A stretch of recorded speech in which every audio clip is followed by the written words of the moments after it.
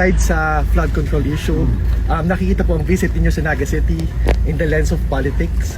Are you open to forging an alliance with Naga City Mayor Lenny Robredo for 2028 Ano mo, hindi elections? namin pinag-uusapan yun.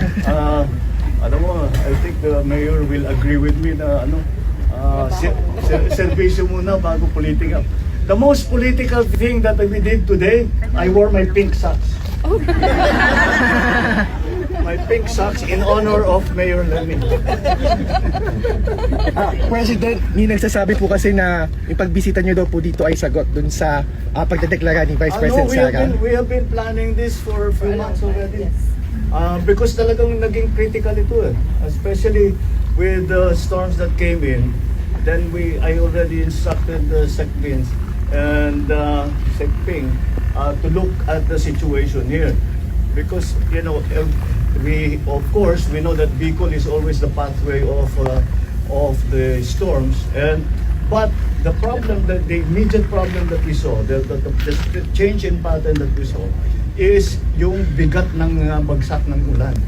Dati hindi naman ganun karami. You got 700 in one day. 700 centimeters of rain in one day. Ano yun? Patumpas ng 6 na buwan yun.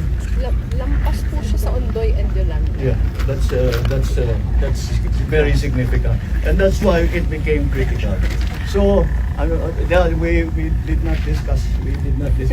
Servisyo muna bago politika. Marami pang kailangan gawin. Marami pa kaming kailangan gawin. So, we will get to that. Aabot din tayo dun. Mr. President, ano po yung reaction ninyo sa announcement ni VP Sara na tatakbo siya sa pagkapangulo sa 2028? Again, Ano pong masasabi niyo dun sa announcement? nothing really. That's her choice. Mr. President, how about the willingness of Senator Amy to run alongside Vice President Sara? Again, this is all politics. We're not going to discuss politics now. It's